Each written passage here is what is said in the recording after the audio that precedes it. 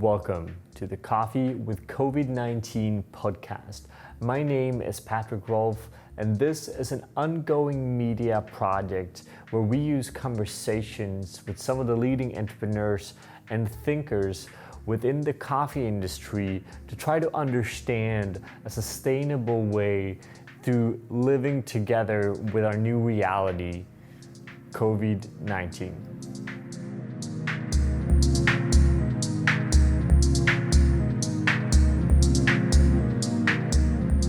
Welcome to another episode of Coffee with COVID-19. We're here together with Nadine from Primavera Coffee, all the way from Guatemala, which, to be fair, is far away. We're super excited about this because we haven't so far in this kind of podcast series gotten the opportunity to look more on the farm side of things.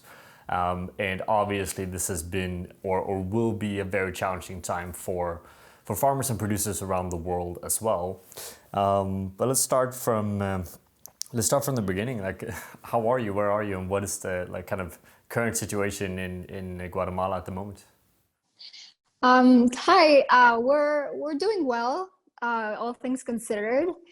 I'm currently in Guatemala City, where we are still under curfew, so you have to be home by 9 p.m. Until 4 a.m. the next morning. There's a few restrictions regarding large gatherings, restaurants, alcohol consumption, and things like that. But for roughly 5 months, so since mid-March, we had a very tight curfew from 6 p.m. and then weekends we couldn't even leave our house. So it's been an interesting past few months. We don't have that many cases in the country, all things considered. It might be and even fewer deaths than many other countries, but I think that might be due to the fact that our population is much younger than in other countries. But it seems like sort of things are kind of contained. Public transport is slowly starting and opening up. And so we hope that it's gonna be all up from here. That's our hope. Yeah, of course. And I mean, it's I think we see all around the world now, also in Copenhagen, as we talked about before, where we are seeing better times. Interesting, especially for you guys, where that you are basically like mid-harvest or end of picking when this is announced, right? Like, what was the situation back then, and what is the first reaction coming from you guys? Like, how do you actually deal with something like this from a producer perspective? Yeah. For us, it was super interesting because our European team and our US team were both here in Guatemala when the situation started to unfold.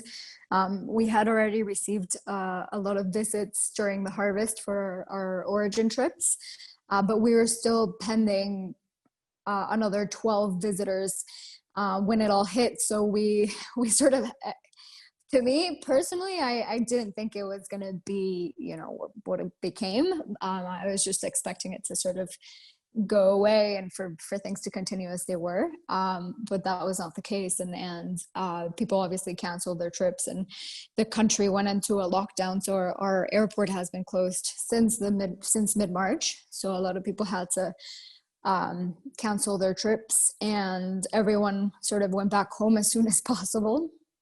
So for us, it was very shocking at the beginning to see those cancellations, both of the trips and of coffee as well, because there was so much uncertainty going on that even people that had visited were not certain of what they were going to buy or what they needed. And so from the very beginning, we knew that it was going to be, that it was going to have some big impacts on our business and on our producers. That's something that we've been talking a lot about in this podcast series up until now as well, is the amount of cancellations. And I talked to a few different roasteries and they've been kind of talking about different approaches where for some they've been very strong on kind of continuing with the commitments, and other people have canceled really, really large volumes of coffee, right? And I mean, how does that actually impact? I mean, what happens to you guys and the producers you work with in that situation? It's a very tricky situation. We had both experiences. We had um, customers that completely canceled their reservations, and then customers that sort of stuck by their contracts. We just had to have very difficult and straightforward conversations about extending reservation contracts and shipping dates, to meet everyone's, you know, needs and abilities really. So it's it was a mix, and initially I thought, you know, we'll be fine because because we export the coffee as well, and because our client base is so diverse and widespread, because I'd say half of our business is FOB, so directly to the customers, and we ship pretty much everywhere in the world now. I thought, you know, it's going to be more of a European situation, and the US and the rest of the world is going to be fine. And then sort of slowly it started to shift. And you know, it's such an unprecedented event that the entire world has suffered from it. So yeah, to me we sort of had to take it as it came, and really speak, like have a real conversation with every single one of our customers to understand their needs and their situation, really, so that we could accommodate as best as possible.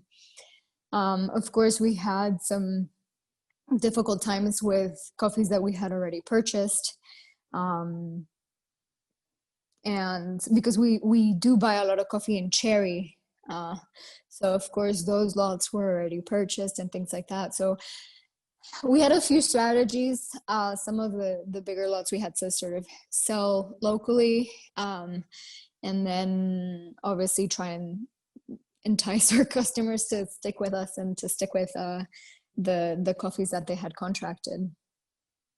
How has that been? Because you have a pretty unique insight there, both from a producer perspective, then, but also, if do I understand it correctly that you guys actually mill some coffee yourself as well now? Yeah. So Yeah, how's all that of it. been? Yeah. How's that been operating a mill during then a pretty, as you say, explain like a pretty intense lockdown, right? I mean, it's a fairly time sensitive procedure, right? And how is that actually how's that played out? Yeah, so our wet mill was already sort of finishing up, so that was fine. And then our dry mill is within our farm. So because it's private property and the workers stay there and they have a place to stay, they can keep working. But what we were doing is we were operating basically at a 75% capacity to make sure everyone kept their distance and washed their hands and everything. But everyone was pretty self-isolated within the farm. Um, yeah, but it was difficult because of those curfews. If people had to go home, then they had to leave much earlier than usual. The good thing is that, you know, agriculture starts quite early, so the 6 p.m. curfews were affecting us by an hour or two, but not by much. Okay, definitely. So in terms of production, you said you're down, or in terms of capacity, we're down 75%. Like how much less coffee are you guys actually exporting this year in relationship to what you estimate? Like how severe? Like, do you have any kind of numbers you can share to kind of give us a perspective on? Yeah, in terms of what we were expecting this year, it's very different to what we actually did. And then in terms of compared to last year, it's definitely less than we did last year, but that was to be expected. We also took the position to sort of stop purchasing as soon as we realized the gravity of the situation, and when we started to see a lot of contracts being canceled, we had to have a difficult conversation with our producers as well and explain the situation. And I think at the beginning people were like, okay, sure, we understand, like you've already purchased about 60 to 75% of our production this year at great prices, so we understand. And then as things got graver and graver, I think people were like, oh, now we really understand, and we want you to be around next year and for the many years to come. So it doesn't matter. Like they were completely understanding that we couldn't purchase their entire harvest.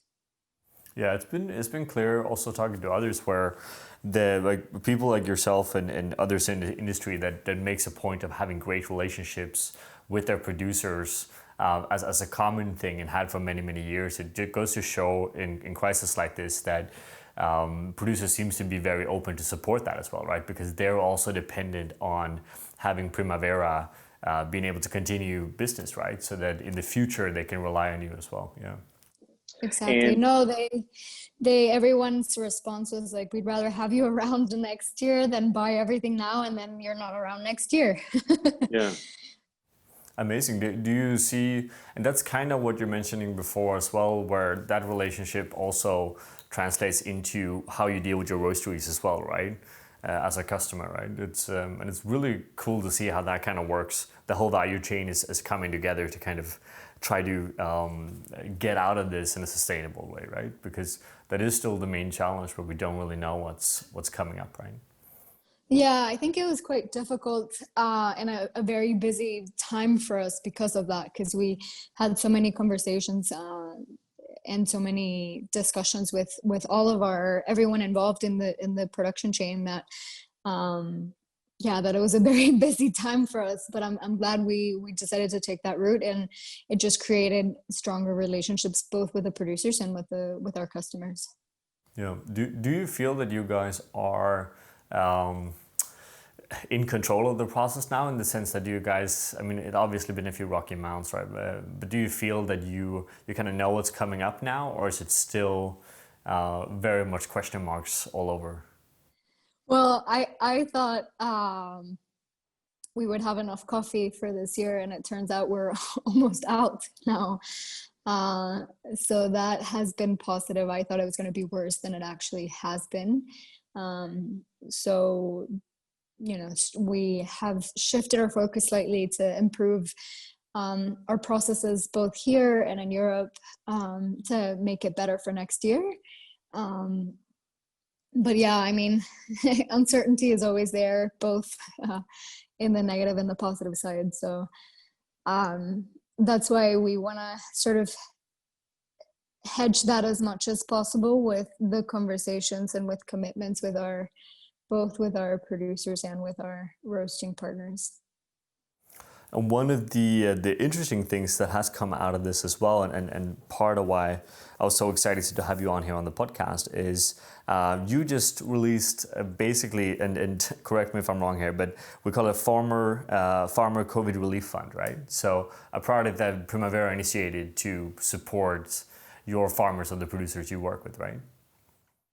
Yeah, so it all started out, so it's a super interesting project, and it all started out with us wanting to share what the producers were going through with videos of them sharing their stories and sharing the situation that they were going through with the pandemic and the lockdowns and everything. So it started with 10 videos of different producers sharing their insights and what they have been going through. And what we heard over and over again was that labor cost and cost of production were going to go higher this year, because we had with the curfews and with strict lockdowns, things just become more expensive. There's also fewer external jobs and things like that. So the main concern was that, that money was going to be tight for the next year. And of course, we, ideally we'd want all of our producers to invest back in their production and their coffee. But we understand that they might have other basic needs to be met. So after listening to all these stories and their insight, we decided to start this. It's a relief fund where we're going to provide basic or staple foods to our 200 producers in Huehuetenango and throughout Guatemala. And we partner with are a nonprofit called the Chain Collaborative, where I've been participating for a few years now in their board. So it's been a very interesting sort of new project. And we started a GoFundMe charity campaign, and we've more than met our goal, and Primavera is going to match all the funds as well. So it's still open until the end of September, but by then we hope to sort of start with giving out of basic foods in order for people to have more disposable income or other disposable income for their farms or for any other needs that they have. That's absolutely amazing, right? It's amazing on many levels. Like, first of all, one, it's more important than ever to help out, right? And that goes for kind of any parts of the value chain in any parts of society, regardless of industry, right? But it's also I see it from my perspective as well as a business owner, where it's like going through this process or this period. Being a business owners, we have a lot on our plate as it is, trying to navigate ourselves out of this in a sustainable way, right? And on top of that, being able to initiate a product like this, it's amazing, right? It's fantastic that you guys take the time to actually do something, right? And I'm hoping we're gonna make sure that, I know this episode is gonna launch a bit later, but we're gonna try our best to make sure to help out with that as much as we can as well. No, it's been such a, we're very thankful to all of the roasters and people that have donated to the cause, because as you say, it's a very difficult time for everyone, for businesses, for everything. And it's nice that people are able to see outside of their own sort of circle and see that, the producers are really the ones that are most affected by everything. They're the most vulnerable in the chain. So we're really thankful that people were interested in the project, and that there were so many donations. And it just goes to show like how invested roasters are in the production, so and in the producers. So that's been very positive. And after this project, we hope this is our last one. We want to start many more new projects, partnering with the Chain Collaborative in order to do a sustainability project, an educational project, and many others, always around the producers that we work with. Yeah. Moving on here, and there's two more things I want us to discuss before we leave you. And first thing here, if you kind of reflect back on the last few months, what have been the kind of main lessons, main challenges? Is it something you've done that you realize afterwards, like, this didn't work out the way I want to, I should have done this instead? Like, what can you kind of share from your experience that might be helpful to others around the coffee industry? Lessons, sure, but I don't think it's gonna, it was such an unprecedented situation, and I don't think anyone could have planned it well. I think we did our best, and given the situation, I think our outcome was positive. As I said before, I wish we would have purchased a bit more coffee, but then you never know how it would have turned out. But I think, just making sure, number one for us has been cash flow. So making sure that you meet your cash flow needs has definitely been a very strong point for us. And then being very open and flexible with our roasting partners, to make sure that there's an open communication there, and we understand what they need, and they understand where we're coming from as well. That has been super important. And then trying to minimize the risk as best as possible. I think those are the top three things that come to mind with regards to the situation. Yeah, it's hard, and we're part of why we're having this podcast now in the format we do is that we are very much in it, right? That's why we chose to call it Coffee with COVID-19 rather than Coffee post-COVID-19, because we don't know where we're going to be, right? And I think that's also the last questions I want to touch a bit on. And I know it's a difficult one. It's been a difficult one for everyone to kind of respond to. But where will we actually go from here? What is the future? What is 2021? I myself see a much more challenging 2021 than 2020 when I look at my kind of business predictions. But from a like Guatemala coffee perspective and also a Primavera Coffee company perspective, right? Like, what are we actually gonna move into, and what can we expect from you guys moving into the next year? Mm-hmm. So we've started to adapt to the new situation, and there's a few changes that we will be making. In terms of Guatemala, I think we are going to have a very strong crop next year. The rainy season has been wonderful. I think next year's harvest is going to be wonderful, great. And we hope that there's enough specialty coffee demand that is gonna want those great coffees. Where in terms of Primavera, we will be doing origin trips virtually, so we hope to be able to share a lot of the insights that people get when they come here and visit us and visit the producers and things like that. Through videos, through webinars, through Instagram lives, because we do not think that people will be able to come and visit us early next year just yet. So that's one of the main changes that we're gonna do, and then hopefully keep the same perspective and openness that we had with our customers this year in order to really make projections as best as possible for the coming year.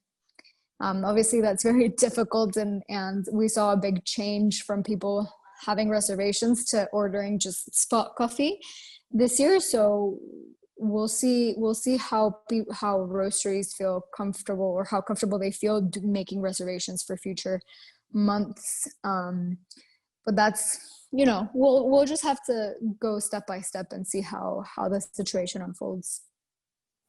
Yeah, for sure. It's not much else one can do, right? But I think it's really interesting what you mentioned about these virtual origin trips. And just to clarify, is that so? Basically, you won't be hosting any physical origin trips at all, as in that's decided that you're not going to do it, or if you can't travel, people can still come.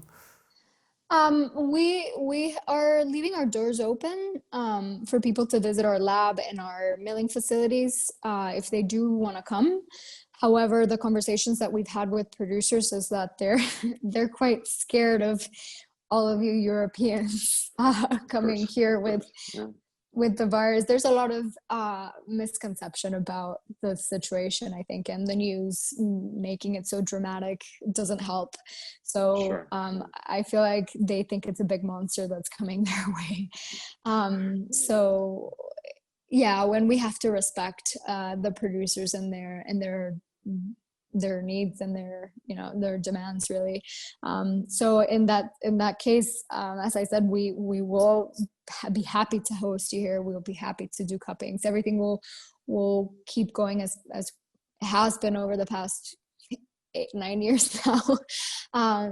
But if you're in coming or in the area, we'll definitely would be super happy to have you, because I haven't left Guatemala in all year, and that's very unusual for me. And so we'll be very happy to have you here. However, we do have to be mindful and respectful of the decisions of producers. Yeah, of course, and that's. I mean, it makes to some degree, it makes a lot of sense, and we have several kind of roastery owners on this podcast that have been that are very used to travel, and like, first of all, one, there's definitely a frustration of not being able to visit producers, but two, there's also a realization that a lot of these trips could be done virtually to some degree, right? So scaling down traveling in general, both from a pandemic perspective, but also from just an environmental perspective as well, which to some degree makes a lot of sense as well, right? That's another. Sorry. No, go for it. That's another lesson that I think we've learned as well, is that I used to travel very often, and now having all these conversations via Zoom or via WhatsApp has been possible, and I think it's something that it's going to change the way we all travel, I guess. So that has been positive. It's just been a time difference that is sometimes tricky, but you get adjusted to that. Yeah, for sure, it works out right, and I've also have a similar kind of revelation that it's quite a lot of things you can actually officially do like this, right? And one, I think personally, one of the things I'm curious about to see is, and I just take that from my own kind of personal experience, where in my case, running a roastery, one of the things I kind of fuel my energy on are actually these origin trips, right? So I do hope that we eventually at one time are going to be able to do at least some of them, right? Because I think that connection is also, Zoom is great, but there's a limitation there to, I mean, meeting in person is more fun. Let's put it like that in the most kind of simplest form. Of course, and that's why we are planning these virtual origin trips so that people do not lose that connection. And then we saw it in a different way. Instead of being like, oh, you can't come this year, it's more like everyone can come this year, because a lot of other roasteries don't necessarily have maybe the funds or the staff in order to send people to origin and on these trips. So this time around we're like, no, instead of everyone can join, because you just need to connect to a computer, and we hope that it'll give you a good experience, both from the learning side and from the connection to producer side. Absolutely, and I think that's also it's a great place to kind of round this conversation up as well. And I'm personally really excited to be part of that virtual reality tours Guatemala. I mean, I visited Guatemala it was a long time ago now, when you showed me around it, and it's still an amazing experience. Guatemala does some of the best coffees around, right? So super excited to kind of follow the progression. I hope we can have a conversation like this moving into 2021, to kind of see where everyone is at, and how this actually played out. And with that, I just want to thank you for your time. It's been a pleasure. Great. Thank you. It's been a pleasure too. Thank you for listening. This project has been brought to you by April Media, which is an unfiltered view on the coffee industry, powered by our Patreon supporters. We would love it if you share these episodes, subscribe to our channels, and if you want to be a part of building this, please join our Patreon. Thank you again.